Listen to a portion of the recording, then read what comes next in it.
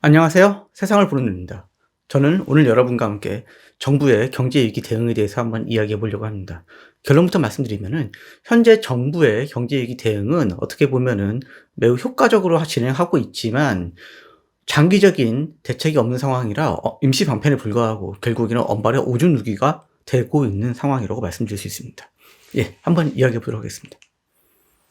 예, 최근 정부의 경제위기 대응에 대해서 먼저 이야기를 해보겠습니다. 첫 번째로 최근의 경제위기 대응에 대해서는요, 호재를 잘 활용하고 있는 임기응변이라고 얘기할 수 있겠습니다. 첫 번째로는요, 채권 대응을 위해서, 김진태 사건, 레고랜드 사건 대응을 위해서 자금 50조 원을 갖다가 시중에 풀었죠. 근데 이게 그냥 만일에 50조 원을 풀었으면은 환율이 엄청 급등했을 겁니다. 부작용이 생겼을 거라는 거죠. 하지만 그때 때마침 미국의 금리 인상 속도 조정 언급이 되면서 환율이 안정화가 되었기 때문에 환율 변동 없이 시중에 돈 풀기에 성공했습니다. 이거는 굉장히 성공적인 거죠. 그 다음 거는 뭐냐? 최근에 미국에서 CPI가 7%대가 나오고 중국 차이나런이 발생하면서 최근에 한국에 외화가 좀 유입이 되었죠. 한국 증시에 외국인 투자가 있었습니다. 거기에 조선업체의 선물안까지 가세를 하면서 엄청난 양의 달러가 풀렸고요. 이거는 그냥 조선업체가 한 거 아니냐? 그게 아닙니다. 이 선물안을 시중에 풀기 위해서는요, 정부가 어떤 규제를 풀어야 되는데요. 이 규제를 정부가 분명히 풀었기 때문에 가능한 이야기였습니다. 이렇게 함으로써 엄청난 양의 달러가 국내에 유입이 되었고요. 어떻게 됐죠? 환율이 엄청나게 급락을 했습니다. 최근 한 일주일 동안에 환율이 한 7, 8% 하락했습니다. 이게요, 어마어마한 거예요. 그냥 환율이 7, 8% 하락해서 그냥 환율이 안정화된 거 아닌가? 라고 생각하시면 안 돼요. 외환 투기 세력을요, 공격했습니다. 완전 거의 박살냈다고 보시면 돼요. 이게 무슨 얘기냐? 좀 자세히 이야기 드리겠습니다. 원래는요, 이게 달러 값이 오른다라고 베팅을 하는 투기 세력이 있어요. 근데 이런 투기 세력들이 자꾸 달러를 더 이게 값을 올리는 악순환을 좀 일으키는 면이 있거든요. 근데 이게 만약 이렇게 환율이 쫙 급락을 하면 어떤 일이 벌어지느냐? 달러가 오른다에 베팅했던 투기 세력들이 완전 전멸하게 됩니다. 그 이유는요, 한국에서 하고 있는 FX의 레버리지는 50배입니다. 이 50배라는 얘기가 뭔 말이냐면요, 만일에 달러가 1% 오르면은요, 외환 투기 세력들은 50%의 이익을 봅니다. 최근에 달러 값이 급등한 걸 생각을 해봤을 때 이게 어마어마한 거거든요. 왜냐하면 달러가 5% 상승했을 경우에 레버리지가 50%면은 수익률은 250%입니다. 어마어마하죠. 근데 만일에 거꾸로 2% 하락하면 어떻게 될까요? 2% 하락하게 되면은 마진콜 당합니다. 반대 매매 당하는 거죠. 전 제가 봤을 때 이거에 대한 효과가 상당히 있었어요. 왜냐면은 투기 세력이 가지고 있던 달러 선물이 있었는데 이게 마진콜 당하면서 강제로 반대 매매를 당한 거죠. 어땠을까요? 그러면 시중에 또 달러가 유입되는 효과가 발생을 하기 때문에 이게 돌고 돌아서 정부가 어느 정도 이유적절하게 반대 매매 환경을 만들어 놓고 외환 투기 세력을 거의 근절시켜버린 상황이 됐습니다.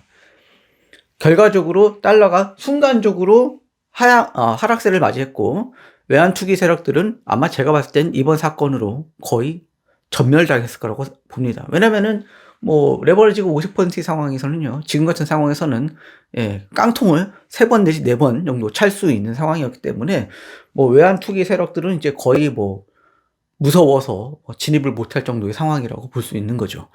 이거는요, 진짜 잘한 겁니다. 칭찬 100번 해야 돼요. 이거는 한국 정부가 잘한 거 맞습니다. 근데 이게 제가 봤을 때는 수뇌부에서 나오는 것 같지는 않고요. 아마 제가 봤을 때 지금 정부 내에 뭔가 굉장히 이런 쪽으로 잘 알고 있는 전문가 한 명이 용의 주도하게 이 작전을 실행한 게 아닌가라는 생각을 하고 있습니다. 이런 거는 도저히 정치인들이 생각할 수 있는 레벨이 아니에요. 제가 봤을 때는 어느 정도 외환 쪽의 전문가가 한 명이 지금 정부에 조언을 하면서 지금 어느 정도 시장을 안정화시키려고 노력하고 있는 게 아닌가라는 생각을 하고 있습니다. 그분이 누군지는 모르겠지만 제가 봤을 때는 분명 정치인들은 아니에요. 누군가 상당히 이런 투기 세력들과 전쟁을 할 수 있는 전략가가 제가 봤을 때 형 정부에 누군가 있습니다. 저 그분이 누군지 좀 궁금하긴 한데요. 근데 이게 문제가 있어요. 어쨌든 짧은 시간 동안에 환율을 안정화를 시켰는데 시장의 예측은 그렇지가 않거든요. 이게 그걸 알 수 있는 지표가 뭐가 있냐면요. 예. USDK 그러니까 그 미국 달러 그리고 한국 원화에 대한 스왑 레이트라는 게 있습니다. 이제 그 스왑 레이트에 대한 얘기는 좀 말하면 좀 길어지는데요. 이제 간단하게 얘기 드리면 이게 스왑 레이트가 마이너스로 가면은 시중에서 달러 조달을 하기 위한 비용이 증가를 하고 있다라고 보시면 되고요. 스왑 레이트가 플러스로 가면은 달러를 조달하기 쉽다라고 보시면 됩니다. 시중에 달러가 많다는 얘기죠. 근데 문제가 뭐냐면은 지금 이거는 달러 스왑 레이트 차트인데요. 이거 보면은 한 6, 7월부터 계속 음수를 나타내고 있죠. 마이너스 값입니다. 근데 확 떨어질 때가 있어요. 이때는 뭐냐면은 뭐 이렇게 뭐 레고랜드 사건이라든가 뭐 이렇게 흥국생명 사건이라든가 이런 게 있을 때마다 이게 푹푹 주저앉았습니다. 근데 문제가 뭐냐면은 이렇게 달러 값이 안정화됐는데도 이 스왑 레이트는 그렇게까지 안정화되지 않았습니다. 예. 이게 뭔 얘기냐면요. 시장은 여전히 달러 풍기란 얘기입니다. 왜 그러냐? 근본적인 해결 없이 임기응변이 대응을 했다는 얘기죠. 근본적인 해결이 뭐죠? 지금 현재 우리나라 달러가 모자라는 이유는 뭐죠? 일단 첫 번째로는 외국인들이 채권 시장에 들어오지 않다는 거죠. 두 번째로는 또 뭐가 있죠? 수출이 안 되고 있다는 거죠. 이게 가장 큰 이유입니다. 최근에 뭐 주식, 외국인들의 주식 매수가 좀 있어서 어느 정도 일시적인 공급이 있었습니다만 이거는 근본적인 대책은 아닙니다. 어쨌든 한국 자체가 달러를 잘 벌어야 돼요. 근데 지금 그게 좀 안 되고 있죠. 이런 상황에서 사실은 이제 정부가 경제 위기를 대응하기 위해서는요, 어느 정도 선택과 집중이 필요한 상황입니다. 모든 걸 다 잘할 수는 없어요. 지금 정부가 가지고 있는 뭐 문제점은 여러 가지가 있죠. 뭐 산업도 문제고, 물가도 문제고, 부동산도 문제고. 근데 모든 걸 다 잘할 수 없기 때문에 이 중에 취사 선택을 해야 됩니다. 뭐 이 세 가지 중에 하나는 좀 포기해야 될 필요가 있어요. 근데 정부는 여전히 부동산을 포기하지 않고 있습니다. 금리 인상 주저하고 있죠. 부동산 무너질까봐. 그리고 어떻죠? 뭐 안심전환 대출한다고 금융권에다가 MBS 강매하면서 40조 쓸어 담았죠. 그리고 각종 규제 완화하고 있죠. 부동산 이렇게 폭락할까봐 엄청 벌벌 떨고 있는 모습을 보여주고 있습니다. 하지만 이건 좋은 방법이 아니에요. 지금 대한민국 경제가 가지고 있는 여러 위기 상황 중에 부동산은 그 중에 하나일 뿐입니다. 제가 봤을 때 더 중요한 문제는 따로 있거든요. 어떤 문제냐고요? 산업입니다. 산업은요, 미래의 성장 동력입니다. 한국 산업이 붕괴되면요, 부동산만 살면 뭐 할 거예요? 산업이 성장하지 않았는데, 수출이 안 되는데, 부동산만 잘 되면 뭐예요? 내 월급이 줄어드는데. 자, 생각을 해보세요. 소득 수준이 떨어지고 있는데 부동산 값만 올라가고 있어요. 그 나라에 미래가 있을 것 같으세요? 없어요. 때문에 산업이 굉장히 중요합니다. 산업이 있어야 일자리가 있어요. 근데 현재 산업계는요, 자금난이 장난이 아닙니다. 산업계에서 돈 좀 땡겨보려고 채권 발행하면 채권이 지금 아무도 사는 사람이 없어서 지금 돈이 없어가지고 지금 멀쩡한 샀을 때 부도날 가능성이 굉장히 높다고 생각을 합니다. 제가 봤을 때는 정부가 여기에 무슨 뭐 특단의 대책을 뭐 세우기는 하겠습니다만 제가 봤을 때는 연말까지 갚아야 할 돈이 100조가 넘는 걸 알고 있기 때문에 여기에 더 쓸 카드가 뭐가 있을지는 잘 모르겠습니다. 근데 뭐 지금 현 정부 뒤에 있는 어떤 전략가가 아마 또 새로운 전략을 생각할 수는 있겠습니다만 최근까지의 행보를 봤을 때 임기응변이 아닐까라는 생각을 좀 합니다. 하여튼 뭐 정부가 최근 한 짓을 보면 어떻죠? 안심전환 대출에 40조 썼죠. 이 40조면은 많은 기업을 살릴 수 있을 겁니다. 그리고 한전차 발행을 했죠. 어떻게 했죠? 금리가 급등을 했죠. 사실 한전차 발행은요, 그냥 해결법이 간단해요. 전기값을 올리면 됩니다.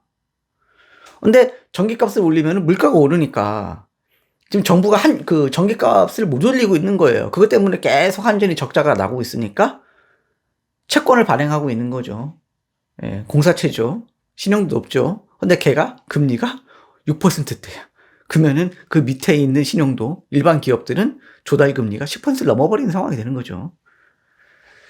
근데 거기다가 조달 금리 높은 것도 참 한숨이 팍팍팍 나오는데 김진태가 레고랜드를 터뜨렸죠.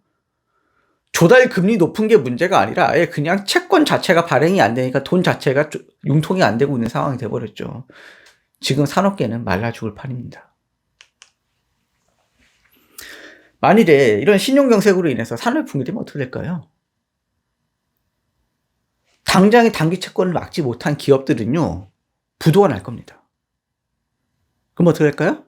회사 부도나면은 일자리가 없어집니다.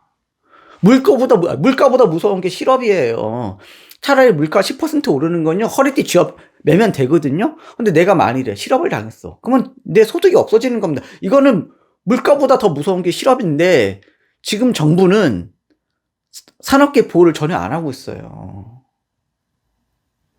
제가 봤을 때, 지금 이런 식으로 가게 되면은 산업계 붕괴 가능성이 있다고 생각을 합니다. 안 그래도 많은 경제학자들이 내년 경기 침체를 이야기하고 있는데요. 경기 침체가 오게 되면은 기업에 충분한 자금 여력을 확보를 해줘야 되는데, 지금 현재 정부는 부동산에만 모두 몰빵을 하고 있죠. 매우 걱정입니다.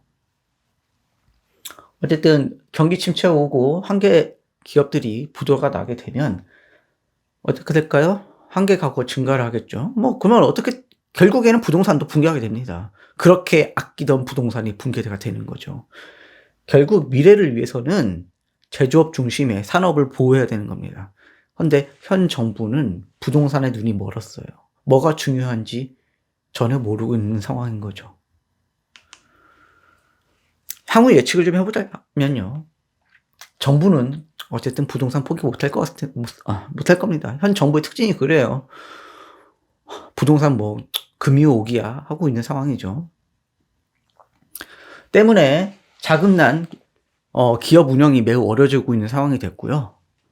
이로 인해서 높은 확률이라고 생각을 합니다. 대량 실업이나 부동산 붕괴가 가능하지 않을까라는 생각을 하고 있는데, 이런 거 막으려면요, 제발 산업보호 좀 해주십시오. 산업계에 자금을 융통을 해달라는 얘기입니다. 산업이 붕괴되면 대한민국이 미래가 없습니다. 부동산 붕괴되면요, 잠깐 고통스러울 수 있어요. 하지만 산업이 붕괴되면 대한민국이 그냥 통째로 날아가는 거라고요. 하지만 현 정부 정책자들은 지지층들을 위해서 부동산 엄청 보호하고 있겠죠. 전 솔직히 말해서 그게 너무너무 걱정되고 있습니다.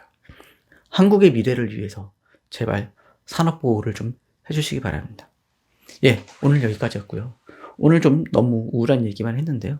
다음번엔 좀 더 좋은 얘기, 밝은 얘기로 찾아뵐 수 있겠으면 좋겠습니다. 안녕히 계십시오.